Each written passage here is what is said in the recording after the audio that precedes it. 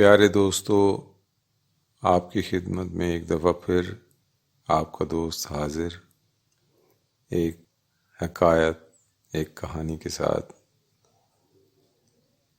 کہانی کچھ یوں ہے کہ ایک شخص تھا جسے شیر کو پکڑنے کا شوق تھا،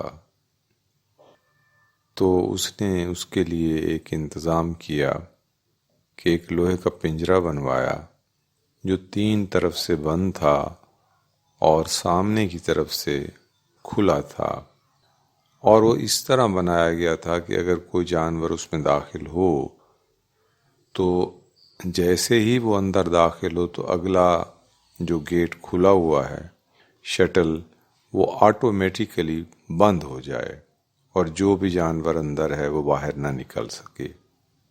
اس شخص نے یہ پنجرہ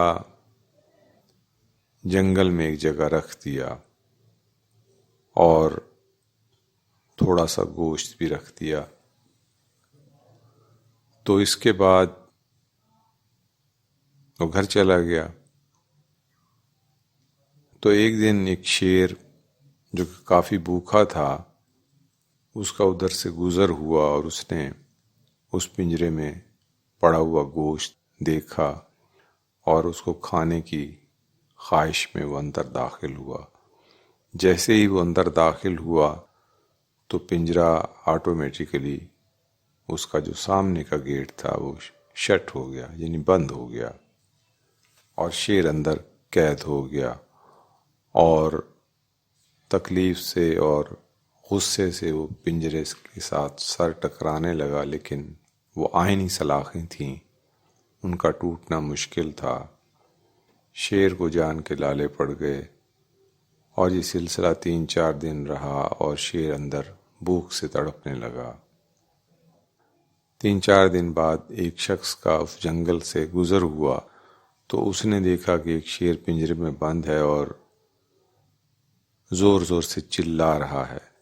شیر نے اس شخص کو دیکھ کے کہا، اے آدم زاد، مجھے اس پنجرے سے نکالو، میں تمہارا احسان زندگی بھر نہیں بھولوں گا۔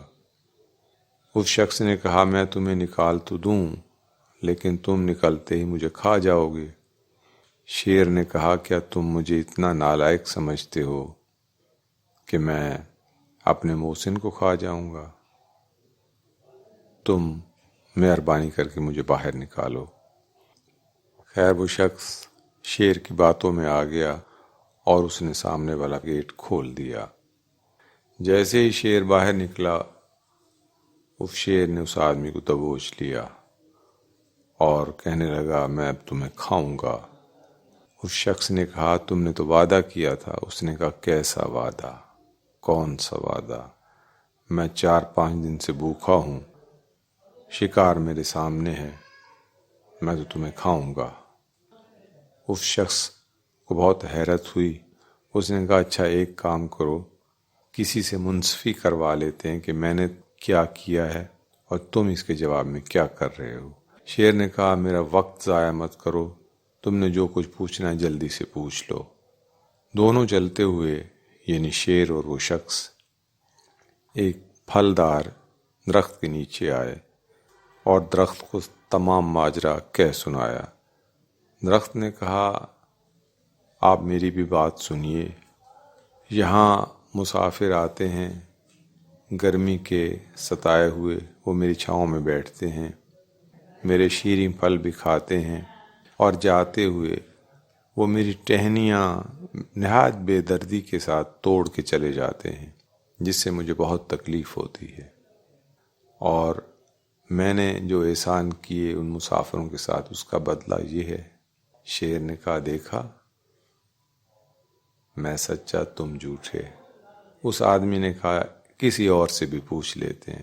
شیر نے کہا، چلو تم اپنی حسرت پوری کرو، پوچھتے ہیں۔ سامنے ایک ندی تھی، تو اس ندی کے پاس دونوں گئے تو یہ ماجرا دونوں نے کہہ سنایا۔ ندی نے کہا، یہاں لوگ گرمی سے، پیاس سے نڈھال آتے ہیں، میری ندی سے پانی بھی پیتے ہیں، جانوروں کو بھی پانی پلاتے ہیں، خود بھی سیراب ہوتے ہیں، نہاتے بھی ہیں، اور جاتے ہوئے کوڑا کرکٹ مٹی مجھ میں ڈال کے چلے جاتے ہیں اور مجھے آلودہ کرتے رہتے ہیں۔ میں اپنا قصہ کس سے بیان کروں؟